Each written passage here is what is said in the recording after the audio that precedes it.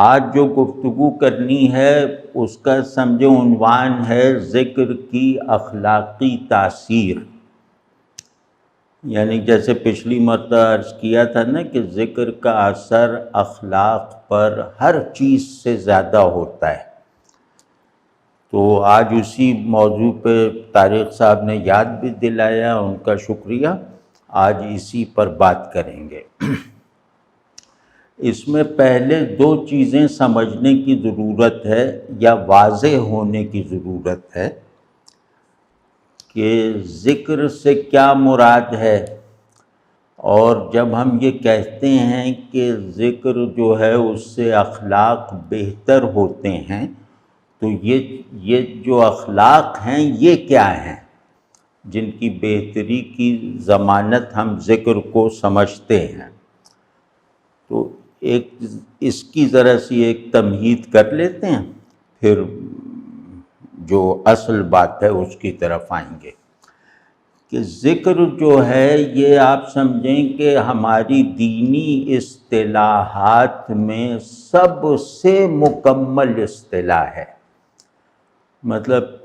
تقوی، اخلاص، عبدیت،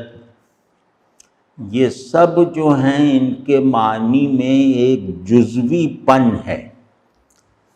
اور ان کے علاوہ جب اصطلاحیں ہم استعمال کرتے ہیں تو دین کا تصور پورا ہوتا ہے. لیکن اگر کسی ایک کلمے سے، ایک لفظ سے دین کا پورا تصور بہت آسانی سے قائم ہوتا ہے تو وہ کلمہ ہے ذکر. یعنی ذکر کو کہیں کہ دین ہے تو بھی ٹھیک، ذکر کو کہیں قرآن ہے تو بھی ٹھیک، تو ذکر کو کہیں رسول اللہ صلی اللہ علیہ وسلم ہے وہ بھی ٹھیک. تو مطلب دین کا کوئی بھی گوشہ، دین کا کوئی بھی مطالبہ اور دین پر سچائی کے ساتھ چلنے کے نتیجے میں حاصل ہو سکنے والی کوئی بھی فضیلت اور اللہ سے تعلق میں محبت اور خشیت کے پیشن کے ساتھ قلب میں احوال پیدا ہونے کا کوئی بھی چینل، وہ سب ذکر کے دائرے میں ہیں، ذکر سے کچھ بھی خارج نہیں ہے. تو ایک تو پہلی بات یہ ہے کہ ذکر بہت ہی جیسے آل انکلوسیو، جامع اور کثیر المعانی لفظ ہے. اور پھر یہ ہوتا ہے کہ مذکور کے حوالے سے، یعنی جس کا ذکر کیا جائے اس کے حوالے سے ذکر کے تمام معلوم اور نامعلوم دونوں طرح کے معانی اور حقائق وہ ایک دوسرے میں ضم ہو جاتے ہیں. جیسے میں ذاکر ہوں، ذاکر کی جہت سے اگر میں ذکر کو دیکھوں گا تو اس کے معنی کثرت کے ساتھ ہوں گے، یہ بھی یہ بھی یہ بھی اس طرح. لیکن اگر میں مذکور کے پہلو سے مذکور کو نظر میں رکھ کر ذکر کو دیکھوں گا تو میرے حوالے سے پیدا ہونے والے تمام معانی جو میرے تجربے میں ہوں یا نہ ہوں، یا جو میرے علم میں ہوں یا نہ ہوں، اس طرح کے تمام معانی ایک دوسرے میں ضم ہو کر اپنے اپنے عنوانات سے باہر نکل کر اپنے اپنے ناموں کے حدود کو توڑ کر ایک نئی وحدت کی صورت اختیار کر لیتے ہیں. اور اس وحدت کا کوئی اور نام نہیں ہے، اس وحدت کا نام پھر ذکر ہے. تو یہ بات امید ہے کہ واضح ہو گئی ہوگی. تو یہ جو مذکور کو نظر میں رکھنے کے لیے جو ذکر ہے، یا مذکور سے اللہ کی ہر شان اس کے مذکور ہونے کا پر دلالت کرتی ہے. یعنی اللہ کی کوئی صفت، اللہ کا کوئی اسم، اللہ کا کوئی فعل ایسا نہیں ہے جو اپنے فوری میننگ اسٹرکچر میں رہتے ہوئے بھی ذات الہی کا مذکر نہ بنے، یعنی جو اللہ کو یاد رکھنے، یاد کرنے پر نہ اکسائے، اور اگر اس کا یہ مطالبہ ہم نہ پورا کریں اور اس کی لغت اور اس کی ساری جو کیا نام ہے گلوسری، اس کا سارا سمبلزم، اس سب کچھ بیان کر دیں، سب کچھ گھول کے پی لیں، لیکن اگر وہ معانی اللہ کے ذکر کی حالت میں خود کو تمام نہیں کرتے، وہ تمام مفاہیم اگر اپنے آپ کو اللہ کی یاد دلانے والی قوت کے طور پر ہمارے اندر منتقل نہیں ہوتے، تو ہم سب مفاہیم کو جاننے کے باوجود کہ اس اسم کا یہ مطلب ہے، اس صفت کا یہ مطلب ہے، ہم گویا اللہ کو یاد، اللہ ہمارے علم کا موضوع ہے لیکن اللہ ہمارا مذکور نہیں ہے۔ تو ایسا کبھی نہیں ہو سکتا کہ ایک آدمی اللہ کو مانتا ہو اللہ کی شان کے مطابق، اللہ کی اس شان کے مطابق جو خود اس نے واضح لفظوں میں ہمیں سمجھا دی ہے، بتا دی ہے، بلکہ دکھا بھی دی ہے۔ تو یہ ممکن نہیں ہے کہ وہ آدمی، اس بندے، اس مومن کے یہاں اللہ کی ایک مستقل اور ملٹی ڈائمنشنل پریزنس نہ پیدا ہو جائے۔ تو یعنی اللہ معبود ہوتے ہوئے مذکور ہے، اللہ رحمان ہوتے ہوئے مذکور ہے، اللہ منتقم ہوتے ہوئے مذکور ہے، یعنی کہ یہ سارے اسما جو ہیں ان کا ایک مشترکہ تقاضا ہے جس کو اگر آپ پورا نہیں کریں گے تو ان اسما کا فہم حجاب بن جاتا ہے۔ تو وہ ہے کہ اللہ کو مذکور رکھو، اللہ کی طرف اس کی ٹرانسینڈنس کے ساتھ متوجہ اور یکسو رہو۔ تو ذکر مجموعی طور پر نام ہے اللہ کی طرف یکسوئی کا، ایسی یکسوئی جو دائمی ہو اور ایسی یکسوئی جس میں ذہن، طبیعت اور دل تینوں مشغول ہوں، یعنی یہ تینوں جو ہیں اپنے اپنے اندر موجود استعداد تعلق کو اللہ کی طرف یکسوئی میں کھپا دیں، تو یہ ذکر ہے۔ تو اس کا جو ہے وہ پہلا مطلب جو ہے وہ یاد ہے، یعنی جیسے لفظ ہوتے ہیں نا کہ ان کے ایک مطلب ہوتا ہے جو لازمی ہوتا ہے، باقی مطالب متعدی ہوتے ہیں اور وہ بعد میں بنائے گئے ہوتے ہیں۔ تو اس کا جو اوریجنل مطلب ہے ذکر کا، یاد کردن یا یاد داشتن، یاد کرنا اور یاد رہنا۔ تو یہ جو اگر ہم اس پہلو سے ذکر کو دیکھیں تو اس میں ہمیں بڑے بڑے حقائق جو ہیں وہ سجھائی دینے لگیں گے، اور مطلب یہ کہ مطلب یوں سمجھنا چاہیے کہ اگر ہم ذکر کو اپنا پورا یونیورس آف ڈسکورس بنانے میں ناکام رہیں گے تو ہم دین کے ساتھ تعلق کی ہر جہت میں ناقص رہ جائیں گے۔ یہ اتنی بنیادی چیز ہے۔ تو آپ سمجھ گئے نا، جیسے میں ایک اور مثال دیتا ہوں اپنے اطمینان کے لیے، کہ میں کہوں اللہ معبود ہے، تو یہ بات ظاہر ہے بالکل ہی ٹھیک ہے، لیکن یہ کہ اللہ کے معبود ہونے میں اس کی بہت ساری صفات باہر رہ جاتی ہیں۔ تو اللہ رحمان ہے، اللہ رحیم ہے، بالکل ٹھیک، لیکن یہ کہ ان کے باہر بھی بہت سی صفتیں رہ جائیں گی، یعنی اللہ کا پورا تصور جو ہے ماننے کے لیے درکار اللہ کا جامع تصور، اس کی یعنی اس کے ایک اسم اور ایک صفت سے پورا نہیں ہوتا۔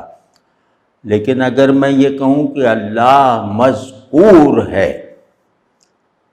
اللہ وہ ہے جس کو یاد رکھا جاتا ہے، جس کو یاد کیا جاتا ہے، اور جس کی یاد ہی سرمایہ وجود ہے،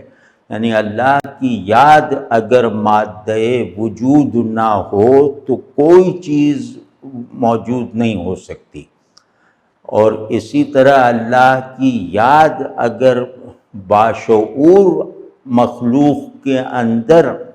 ایک مستقل اصول ہستی کے طور پر، ایک پرماننٹ پرنسپل آف نالج کے طور پر، اویئرنیس کے طور پر موجود نہیں ہے تو وہ شعور نہیں ہے، وہ شعور اپنی حقیقت سے منقطع ہے۔ تو آپ سمجھیں نا، ذکر وہ نعمت ہے جو میرے شعور کو اپنی حقیقت سے مانوس بلکہ اس سے مغلوب رکھتا ہے، اور اسی طرح میرے وجود کو اپنی بنیادی جو اس میں مطلب بنیادی بینگنس جو ہے، بنیادی مادہ وجود جو ہے اس کے ساتھ رکھتا ہے، یعنی میرا وجود اپنی حقیقت کے احساس میں رہتا ہے، اور میرا شعور اپنی حقیقت کی ریئلائزیشنز میں رہتا ہے۔ تو یہ جو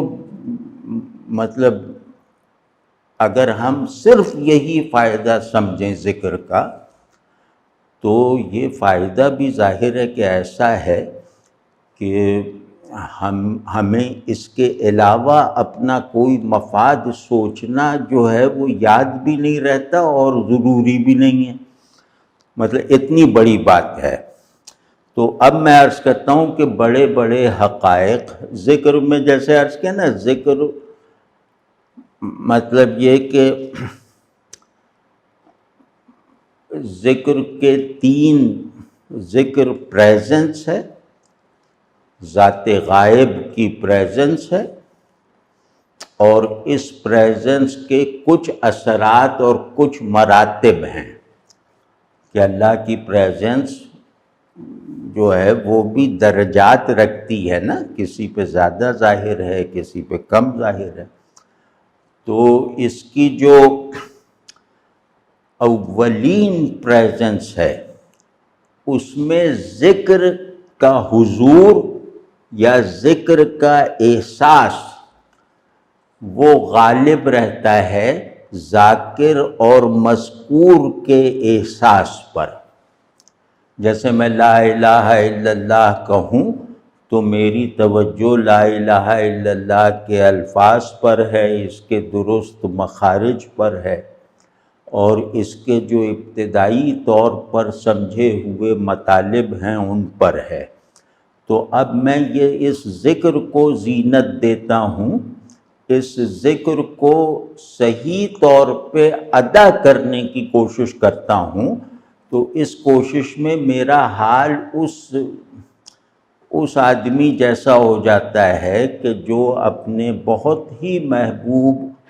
اور بہت ہی معظم اور مکرم ہستی سے ملنے کے لیے تحفہ تیار کرتا ہے۔ تو ہم آپ سب کے تجربے میں ہوگا کہ ہم جس سے محبت کرتے ہیں اور اس کی تعظیم بھی بہت کرتے ہیں، تو جب اس سے ملنے جاتے ہیں کبھی، تو اس کے لیے اگر کوئی تحفہ لیا ہوتا ہے تو ایک تو تحفہ ڈھونڈنے میں دیر لگاتے ہیں پھر اس کو سجانے بنانے میں دیر لگاتے ہیں، تو یہ جو تحفہ ڈھونڈنا، اس کو پیش کرنے کے لائق زینت دینا، اس وقت ہم اپنے اور اپنے محبوب اور اپنے جو اپنی محترم اور معظم ہستی ہے اس کا احساس ذرا زیریں رو کی طرح ہو جاتا ہے، اور تحفے پر ہماری توجہ اور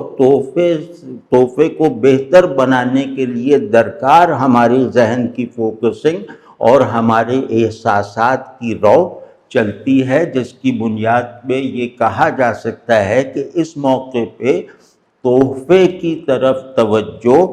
اپنی ذات اور اپنے مذکور کی ذات سے، جس کو تحفہ دینا ہے، اس سے زیادہ ہے۔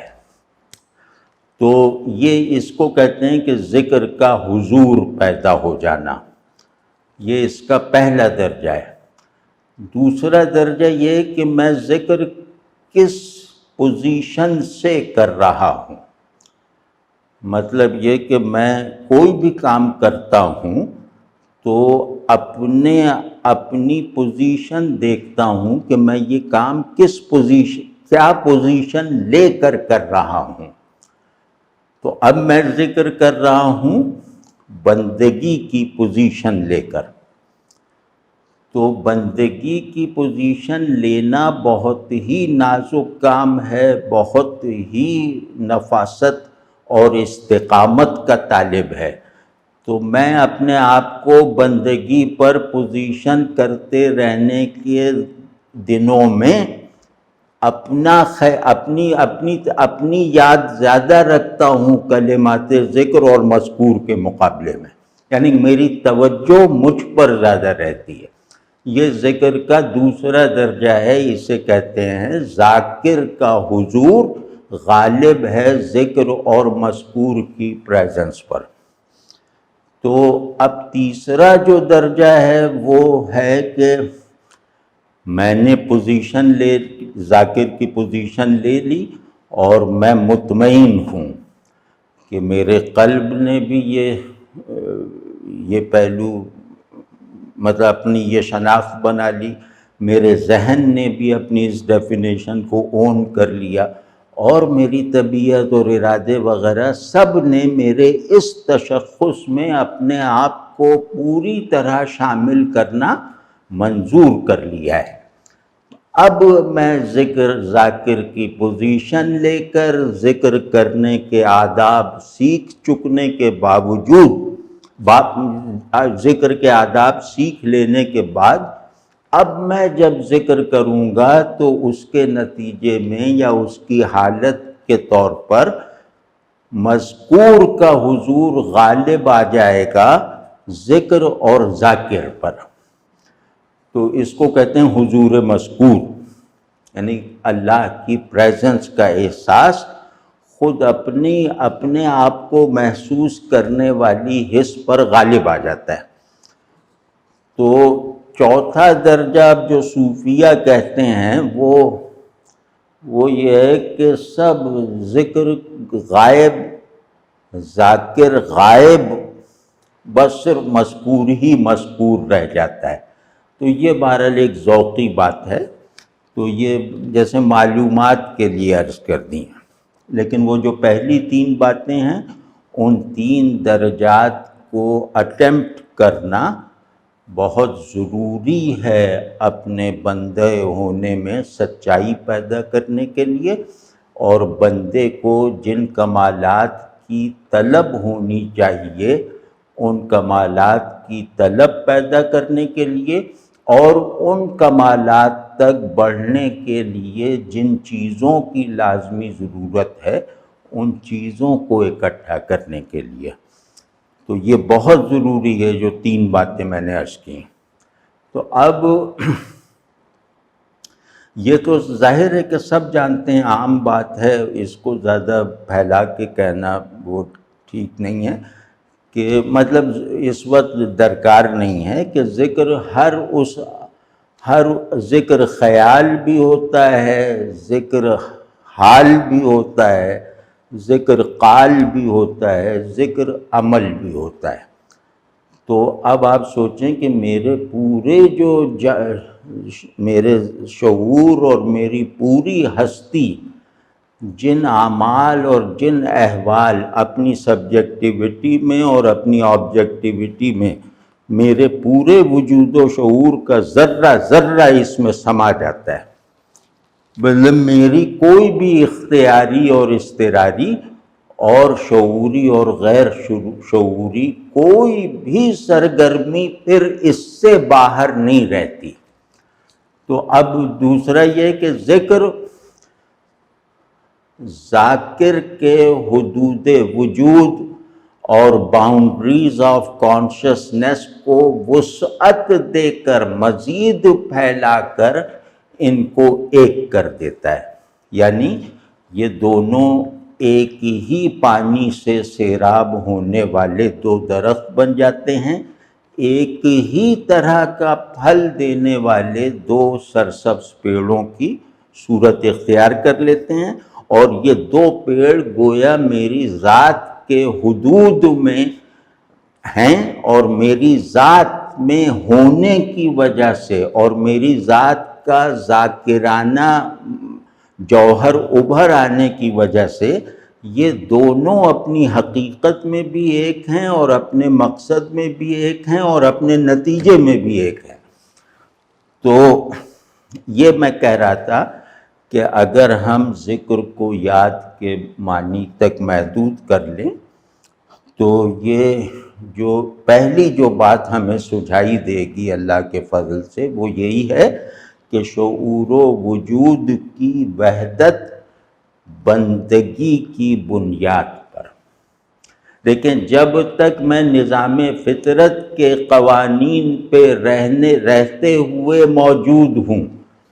تو میرے موجود ہونے کے جو تمام فیکلٹیز ہیں وہ ایک دوسرے سے الگ الگ ہیں، کہ میرا ذہن ہے، دل ہے، عمل ہے، ارادہ وغیرہ۔ لیکن یعنی اگر میں بلحاظ بشریت بلحاظ فطرت اپنے آپ کو دیکھوں تو میں یہ ہے کہ منقسم وجود ہوں جن میں آپس میں ربط بھی ہے، بس زیادہ زیادہ میں یہاں تک پہنچ سکتا ہوں۔ لیکن اگر میں بندگی کو اپنے موجود ہونے کی حقیقت کے طور پر ریئلائز کر کے اسے اپنے ذہن، دل اور عمل وغیرہ سب میں جاری کرنے میں کامیابی حاصل کر لوں، یعنی اگر میں بندگی کے تخیل، بندگی کے احساس اور ارادے وغیرہ کو اپنی تمام فیکلٹیز چاہے وہ وجود کی ہوں چاہے شعور کی ہوں، تمام فیکلٹیز میں ان کو جیسے جذب کروا دوں تو پھر وہ ازرو حال، ازرو ماہیت اور ازرو فعل ایک ہیں۔ پھر شعور اور وجود کو ایک کہنا ممکن ہے، کیونکہ یہ دونوں اپنے جبری حدود فطری سے بلند ہونے کے لائق ہو گئے ہیں، بندگی کو اپنا تشخص بنا کر ہدایت کے قوام سے خود کو نئے سرے سے تخلیق کر کے۔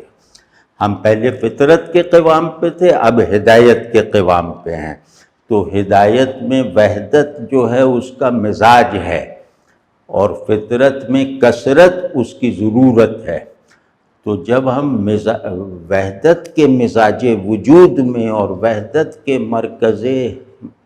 معارف میں پہنچ جانے کے لائق ہوتے ہیں ذکر کی بدولت، تو پھر ہم اس اتحاد کو جیسے اپنے سامنے بالکل ایمپیریکلی دیکھ لیتے ہیں۔ تو اور یہ جو یاد ہے جو ہمیں اپنی سب سے بڑی شناخت تک پہنچاتی ہے اور اس شناخت کو سچا بنانے والے خیال اور احوال تک لے جاتی ہے، یہ یاد معمولی یاد نہیں ہے، یہ اس کی پہنچ جو ہے یہ لاشعور اور لاشعور تک ہے، اور نفس کے ان دائروں تک ہے جو اختیار سے باہر ہیں۔ مطلب ذکر اگر یاد ہے تو اس یاد میں لاشعور بھی شامل ہو جاتا ہے، اور یہی یاد جو ہے وہ نفس کی ان قوتوں کو بھی اپنے حق میں استعمال کروا دیتی ہے جن قوتوں کا اول تو مجھے علم نہیں ہے، اور اگر علم ہے تو وہ میرے اختیار سے باہر ہیں، وہ مجھ پر جبلی جبر وغیرہ ہیں۔ تو اب آپ سوچیں کہ جو لاشعور کو اس یاد میں شامل دیکھ لینے کا ایکسپیرینس آپ کے شعور میں اضافہ ہی نہیں بلکہ آپ کے شعور میں ایک ٹرانسینڈنس کے ساتھ ہونے کا احساس پیدا کر دے گی۔ تو شعور کی یہ سب سے بڑی ضرورت ہے نا کہ وہ اپنے آپ کو ٹرانسینڈ کر سکتا ہو۔ تو ذکر جو ہے یعنی اللہ کو یاد رکھنا، یہ آپ کو ایک اسٹیٹ آف ٹرانسینڈنس میں رکھتا ہے۔ اگر اللہ کی یاد کا غلبہ ہے تو وہ اسٹیٹ آف ٹرانسینڈنس شعور کو بھی نصیب ہو جاتی ہے، اور میرے وجود کو بھی احوال کی شکل میں حاصل ہو جاتی ہے۔ یعنی پھر میرے نفس میں جو داعیات ہیں، خواہشات ہیں، رغبتیں اور کراہتیں اور لذتیں ہیں، یہ سب کی سب جیسے ایک میٹامورفوسس میں آ جاتی ہیں، اور یہ سب جیسے روحانی کیفیتیں بن جاتی ہیں۔ تو یہ مطلب ذکر کے وہ فوائد یا وہ حقائق ہیں جو ایک آدھ کے نہیں، مطلب ہزارہا لوگوں کے تجربے میں ہیں۔ تو اب کیا ہوا کہ مطلب اس کو جیسے عملی ٹرمز میں دیکھیں تو اللہ کی یاد ذاکر کی خود شعوری پر غالب آ جاتی۔ میری یاد میں سب سے زیادہ میں خود ہوں نا، یعنی میرے جو ہونے کا احساس، اعتبار اور تیقن جو ہے وہ تو ہر وقت میرے اندر اسی طرح چل رہا ہے جیسے میں نے ذکر کی تعریف ابھی کی ہے۔ تو آدمی خود اپنا مذکور ہوتا ہے، اور وہ اس کا اپنا ذکر اس کے اندر اسی طرح سرایت کیے ہوئے ہوتا ہے جو ہم نے اوپر ذکر کی تعریف میں بتائے ہیں۔ تو یہاں پر جو ہے اللہ کی پریزنس میری پریزنس پہ غالب، اللہ کی معرفت میری خود شعوری پر حاوی ہو جاتی ہے۔ اور جیسا کہ میں نے عرض کیا کہ صرف اپنی شعور ہی پر نہیں بلکہ اپنے احوال پر بھی، اپنی وجودی کنڈیشنز پر بھی، اپنے نفسیاتی در و بست پر بھی وہ ایسی ہو جاتی کہ میری جو یوں کہیں کہ معمولی چیزوں سے لذت اندوزی وہ پھر گویا جنت کے تصور سے لذت اندوزی بن جاتی ہے۔ یعنی نفس میں ایک اسپریچولائزیشن کا عمل شروع ہو جاتا ہے۔ تو اس میں کبھی بھی دیکھ لیں، تھوڑا سا مراقب ہو کے، تھوڑا سا یکسو ہو کر، تو آپ کو لگے گا کہ آپ خود میں نہیں ہیں، آپ اپنی یاد سے نکل چکے ہیں، اب آپ کی یاد میں بس اللہ ہے۔ یعنی اللہ سے تعلق ہی آپ کے ذہن میں ہے، اللہ سے تعلق ہی آپ کی زندگی اور اس میں سب میں ہے۔ تو اور اس میں یہ بھی میں جیسے ایک کلینکل بات کہہ رہا ہوں، یہ کوئی آئیڈیالزم نہیں ہے کہ ذاکر کی خودی میں اگر مذکور سے اس کا تعلق ہو گیا ہے، اللہ کا مذکور ہونا اس پر منکشف ہو گیا ہے، اس کے تجربے میں آ گیا ہے، تو پھر ذاکر کی خودی میں اپنی پریزنس یہ ثانوی ہو جاتی ہے اور اضافی ہو جاتی ہے، اور بعض مرتبہ ناقابل اعتبار ہو جاتی ہے، ناگوار ہو جاتی ہے۔ تو ابھی اخلاقی تاثیر تو اب بہت پیچھے رہ گیا، یہ تو پورا سارا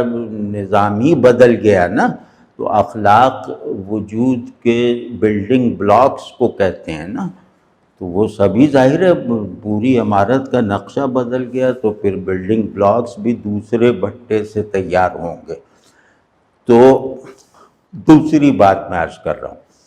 کہ ذکر کو اگر یاد کرنے کے معنی میں لیا جائے، بلکہ یوں کہہ لیں کہ ذکر کو زبان کی نسبت سے، لفظ کی نسبت سے دیکھا جائے، تو یہ جو کلمہ ذکر ہے یا کلمات ذکر ہیں، یہ ذاکر پر اس کی حقیقت کو منکشف کر دیتے ہیں بالکل تجربی سطح پر۔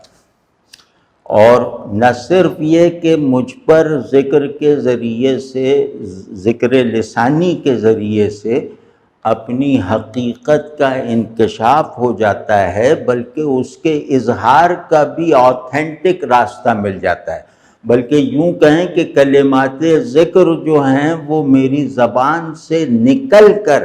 میرے ادراک ذکر کو حقیقی بنا دیتے ہیں۔ تو اب مطلب میں آپ لوگوں سے کہتا بھی شاید رہا ہوں کہ ذکر کے کلمات کو ادا کرتے وقت اگر ان کلمات کے معانی سے ذہن کو، اور ان ظاہر ہے کہ انسان میں کوئی معنی ایسا نہیں ہوتا، لفظ میں صرف تصوری اور تصویری معنی نہیں ہوتے، معنی کی کوئی بھی قسم ایسی نہیں ہو سکتی جو ذہن سے تجاوز کر کے دل تک نہ پہنچے، طبیعت تک نہ پہنچے، کردار تک نہ پہنچے۔ تو معنی کو ذہن اہمیت دے گا تو وہ ایک معنی ہے، کوئی چیز حقیقت، اور وہ معنی اگر ذہن کے لیے بائنڈنگ ہیں، ذہن کے لیے روشنی کی حیثیت رکھتے ہیں، تو یہ ممکن نہیں ہے کہ ذہن کو روشن کرنے والا نور دل تک اور طبیعت اور نفس تک نہ پہنچے۔ تو اس کو ہم کہہ رہے ہیں کہ اس کے جو فوری معنی ہیں ان سے ذہن کو، اور ان معانی میں کیفیت بننے کا، احساس بننے کا جو تقاضا چھپا ہوا ہے، ان کیفیات سے قلب کو، اور پھر ان معانی میں کوئی ججمنٹ ہے، کوئی حکم ہے، ان کی کوئی مراد ہے جو عمل پہ ختم ہوگی، تو ان مرادات سے ارادے کو جڑا ہوا رکھا جائے تو اس کا نتیجہ انشاءاللہ یہ نکلے گا کہ پہلے میرا وجود فطرت کے اور جسمانیت کے قوانین پر چلتا تھا، اب ہدایت کے قانون پر گویا نئے سرے سے تخلیق ہو رہا ہے۔ تو مجھے خالق نے خلق کیا، اب میرے مذکور نے، اسی خالق نے مذکور بن کر مجھے دوبارہ تخلیق کیا ہے۔ تو یہ گویا میں اب فطرت کی سطح سے اٹھ کر ہدایت کی بلندی پہ موجود ہونے کے تجربے کا حامل بن چکا ہوں۔ تو یہ واضح ہے نا فطرت اور ہدایت کا فرق، کہ وہ مطلب وہ خیر واضح ہوگا انشاءاللہ کہ زمین پر اترنے کے لیے مجھے پیدا کیا گیا، یہ فطرت، زمین پہ اتارنے کے لیے یہ فطرت ہے، اور زمین سے واپس آنے کے لیے مجھے دوبارہ خلق کیا گیا جنت کی طرف جانے کے لیے، وہ ہدایت ہے۔ ٹھیک ہے؟ تو مطلب ذرا جوش میں بھی کہا جائے تو ٹھیک ہے کہ شعور یہ معنی حق سے اللہ حق ہے، قلب جو ہے وہ ظہور حق سے، حق کی پریزنس سے، اور نفس حضور حق سے یعنی اللہ کی نظر میں ہونے کے احساس سے مانوس ہو جائے تو آدمی کے اخلاقی جوہر کو تو گویا اس کی منزل مل جاتی ہے، اس کی تکمیل کا آخری درجہ اسے حاصل ہو جائے گا نا۔ یعنی خلق کی تکمیل یہ ہے کہ وہ حق کی شرط علم اور شرط ہستی پر پورا اتر جائے، تو وہ پھر آتھینٹک بینگ ہے اور وہ اخلاقی وجود ہے۔ اخلاق مجھے اسی لیے دیے گئے ہیں کہ میں اپنی بایولوجیکل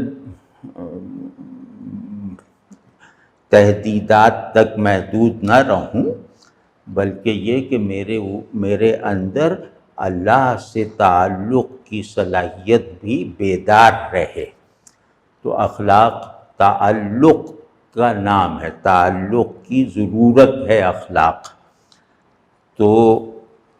وہ اخلاق ظاہر ہے کہ وہ تعلق کس کام کا ہے کہ جو میری ذات سے ہے، میری چیزوں سے ہے، دنیا سے ہے، رشتوں سے ہے، دوستوں سے ہے۔ یہ سب بہت اچھے ہیں لیکن مبنی بر حق نہیں ہیں۔ ہماری روایت میں یہ لازم ہے کہ خیر بھی، جمال بھی، تمام اچھائیاں بھی حق کی طرف سے تصدیق یافتہ ہونی چاہیے،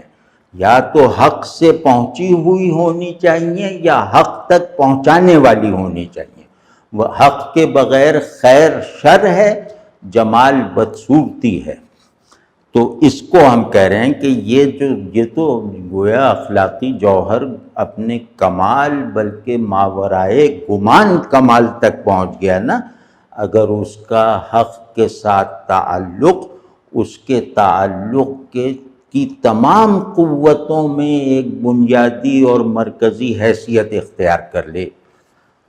تو اب یہ اخلاقی تاثیر ہے ذکر کی،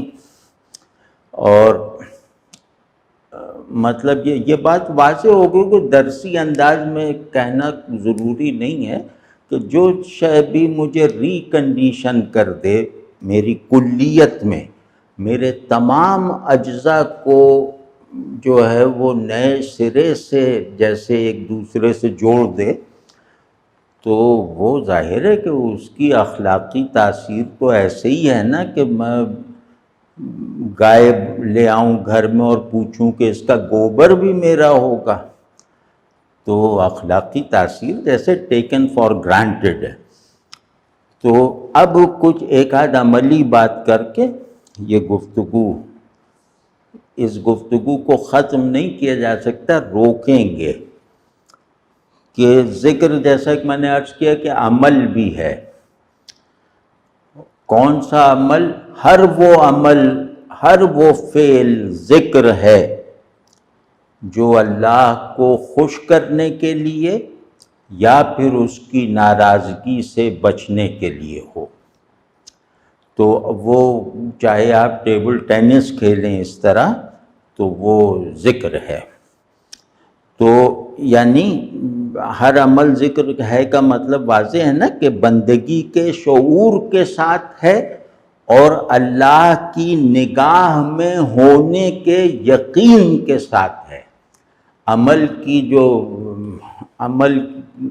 کی جو سچائی یا عمل کا اللہ کے لیے ہونا، عمل کا خالص ہونا، وہ انہی دو چیزوں سے ہوتا ہے کہ یہ مجھے معلوم ہے کہ میں بندہ ہوں، میں اول سے آخر سر سے پاؤں تک اللہ کا بندہ ہوں، اور مجھے یہ بھی یقین ہے کہ اللہ مجھے دیکھ رہا ہے۔ میں نہیں دیکھ سکتا تو کیا ہوا، وہ تو مجھے دیکھ رہا ہے نا۔ تو یہ مجھے یقین ہے۔ تو ان کا یہ یقین اور یہ جو ریئلائزیشن ہے، یہ مل کر میرے ہاتھ ہلانے کو بھی ذکر بنا دیتی ہے۔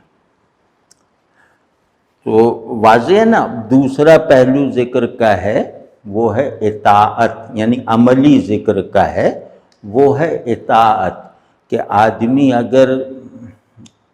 ایمان کو ذکر بنا لینے پہ قادر ہو جائے، اس معاملے میں کامیاب ہو جائے، تو پھر وہ سمجھیں اس طرح ہو جاتا ہے کہ جیسے اللہ کا ہر حکم اس کے کسی بہت محبوب مطالبے کو پورا کرتا ہے۔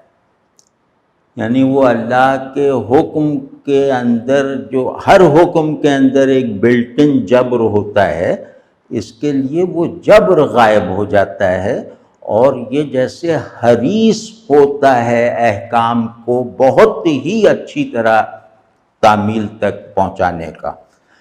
تو اب یہ کہ اس کا حکم کے لیے خشیت ضروری ہے، یہ خشیت کے ساتھ ساتھ محبت کو بھی داخل کر دیتا ہے، اور حکم کو اپنے مفاد کی تکمیل کا سبب بناتا ہے۔ یعنی جیسے ہی کہ اللہ نے یہ حکم دے کر تو میری خواہش پوری کر دی ہے، تو بالکل مزے آ گئے۔ تو یہ ہے کہ ذکر عمل میں راسخ ہو جائے تو پھر اطاعت جبر نہیں رہتی، بلکہ اطاعت نفس کو سب سے زیادہ مرغوب چیزوں میں سے ایک ہو جاتی ہے۔ تو ایک بات اور کہہ دیتے ہیں پھر، لیکن میں کبھی انشاءاللہ اللہ نے چاہا تو اس ذکر کیا ہے اس پہ ابھی ہم نے مطلب جتنا ہم کر سکتے ہیں اس کی 10% باتیں بمشکل کی ہیں۔ تو آخری بات یہ ہے کہ ذکر کا یقینی لازمی فائدہ یہ ہے، یعنی اگر ایسا نہ ہو تو میرے ذکر میں، میرے ذاکر ہونے میں نقص ہے، کہ ذکر ذہن کو عارف، قلب کو عاشق اور نفس کو روحانی کیفیات قبول کر سکنے والی قوت بنا دیتا ہے۔ اگر یہ نہیں ہو رہا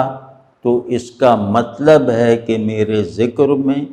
میرے تصور بندگی میں، میرے شعور بندگی میں، اور آخری حد یہ ہے کہ میرے اللہ کے ساتھ میرے تعلق میں کہیں کوئی بنیادی کمی رہ گئی ہے۔ تو اب یہ ہمیں اس نظر سے اللہ کو یاد کرنا، یاد رکھنا، مطلب ذکر کی جتنی جہتیں ہمارے علم اور ہمارے بس میں ہیں،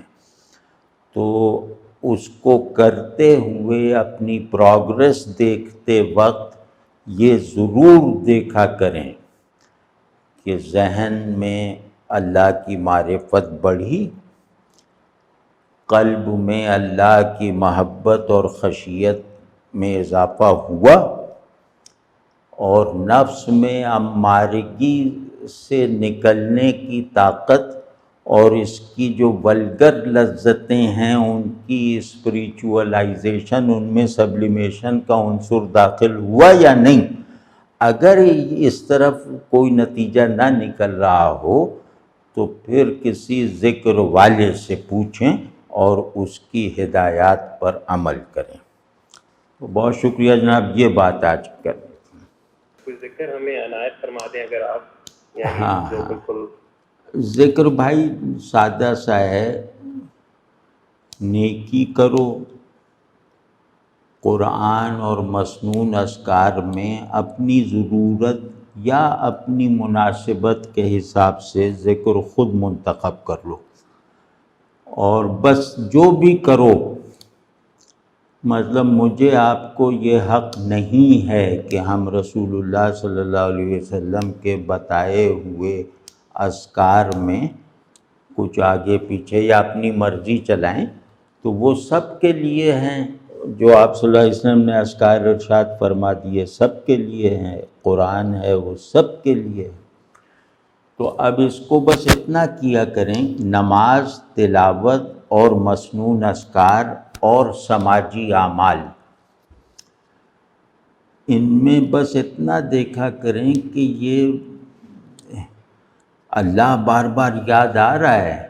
اللہ بار بار جیسے شاباش دے رہا ہو، اللہ بار بار کہہ رہا ہو کہ ہم تم سے راضی، تو کچھ نہ کچھ کوئی جو اللہ کے ساتھ تعلق کی کوئی نشانی احساس وغیرہ میں ہونی چاہیے۔ تو جب تک یہ نہ ہو، اسے حاصل کرنے کی جیسی بھی کوشش آپ اپنے لیے مؤثر اور کارگر سمجھتے ہوں وہ کریں۔ میں نے ایک بتا دیا کہ آپ قرآن پڑھیں، ذکر کریں،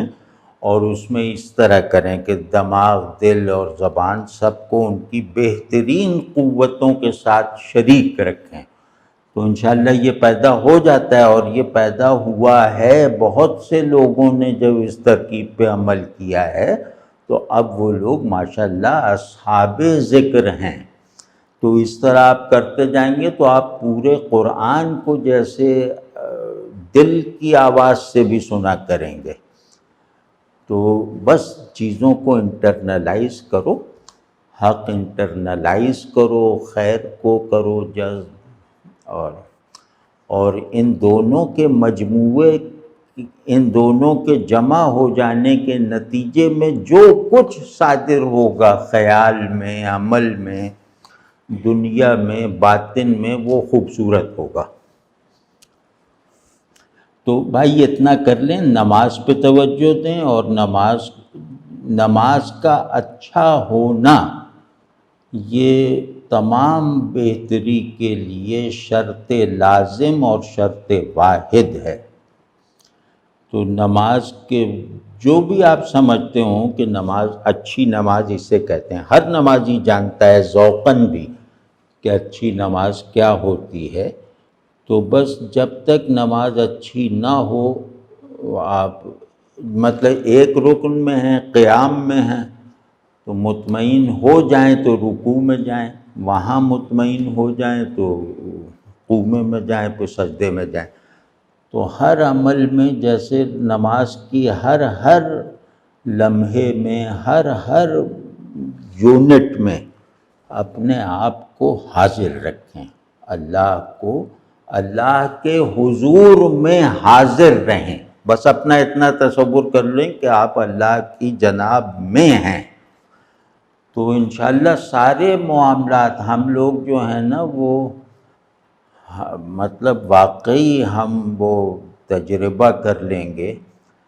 کہ ہدایت کتنی بڑی نعمت ہے، اللہ کتنا ہمارے لیے باعث فخر ہے۔ کبھی دیکھو نا، اللہ کے تعلق سے ہمارے اندر کوئی جذبہ پیدا ہی نہیں ہوتا کہ بھئی عاجز بھی ہیں ہم، تو فخر بھی ہے ہمیں کہ ہم اللہ کے بندے ہیں، اور اللہ کے بندگی میں جو فخر نفسیاتی ہے، وہ فخر عاجزی کو سچا بناتا ہے، اس فخر کے بغیر عاجزی اداکاری ہے۔ تو یہ سب کر لیں، پھر ایک وقت ایسا کر لیں گے کہ کسی اگلی نشست میں 15-20 منٹ میرے ساتھ ذرا سا پریکٹس کر لیجئے، تو وہ بھی ہو جائے گا کہ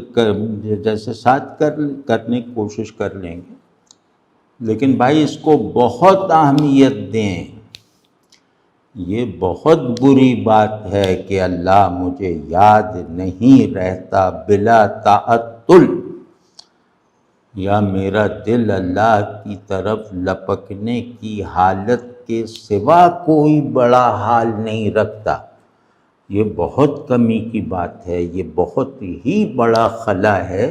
جس کو ہم تجارت کر کے ادھر جا کے ادھر جا کے پورا کرنے کی کوشش کر رہے ہیں۔ تو یہ سب مردے پر میک اپ کر رہے ہیں ہم، جو بھی کما رہے ہیں، جو کامیابیاں حاصل کر رہے ہیں، یہ صرف مردے پر میک اپ ہے۔ تو سیدھے طریقے سے آئے کہ یا اللہ میرا آپ کے سوا ہے کون؟ اور پھر ہر موقع محبت پر اللہ اور اس کے رسول صلی اللہ علیہ وسلم کو جیسے مخاطب کر لیا کہ یہ اللہ بہت پسند کرتا ہے بچوں کو، حریص بچوں کو، اور وہ مطلب بے وقوفی اور سادہ لوحی کا بھی بہت قدردان ہے، کیونکہ اب آج کل سچائی جو ہے نا وہ سادہ لوح لوگوں میں رہ گئی ہے۔ سچائی ویسے بھی ایک بھولپن پیدا کرتی ہے، تو آپ اللہ سے بلا تکلف جو چاہے کہہ دیں، آپ کو وہاں کوئی اپنی واہ تھوڑی کروانی ہے، بس جو چاہے کہیں۔ تو اس میں جو ہے وہ اللہ سے مانگا کریں کہ یا اللہ اتنا تو دے دیجئے کہ مجھے یقین آ جائے کہ میں آپ کو ماننے کی طرح مانتا ہوں، میں آپ کو جاننے کے لیے کوئی کوشش نہیں کرتا، لیکن آپ کو ماننے میں تو سچا ہو جاؤں نا۔ تو وہ دیکھیے گا آپ، میں ہر ایک سے کہہ رہا ہوں کہ 1 مہینہ اس طرح گزار لو کہ اللہ کی طرف یکسوئی میں خلل نہ آنے پائے، اور بس اللہ ہی اللہ، ہر طرف ادھر دیکھو اللہ ادھر دیکھو اللہ، اس حال کو یا اس ماحول کو اپنے اندر اور باہر پیدا کرنے کے لیے 1 مہینہ محنت کر لو، تو اللہ نے چاہا تو بہت ہی بہت عجیب چیزیں، بڑی قیمتی چیزیں، بہت ہی حقیقی انعامات عطا ہوں گے۔ لیکن ہم ڈرتے ہیں نا کہ یار یہ اللہ کو اگر اتنا زیادہ قریب کر لیا تو پھر تو کئی مزے ہیں جو ہم کر نہیں سکیں گے، کئی آزادیاں ہیں جو ہم نہیں کر سکیں گے۔ تو وہ سب نہیں، اللہ اس طرح کا تھوڑی کہ آپ کہیں کہ میں اس وجہ سے آپ کے قریب نہیں آ رہا، نعوذ باللہ من ذالک۔ اللہ بہت غیرت والا ہے۔ اور پھر آپ خود دیکھیے گا کہ آپ کو اپنے رشتوں، اپنے دوستوں اور دوسرے لوگوں سے محبت کتنی بڑھ جائے گی۔ اللہ کی محبت اگر لوگوں کو محبوب بنانے کا سبب بنے تو وہ لوگوں کو بھی پتہ چل جائے گا کہ یہ ہم سے کتنی، آپ کو خود پتہ چل جائے گا کہ یار اپنے والد سے ایسی محبت ہوتی ہے۔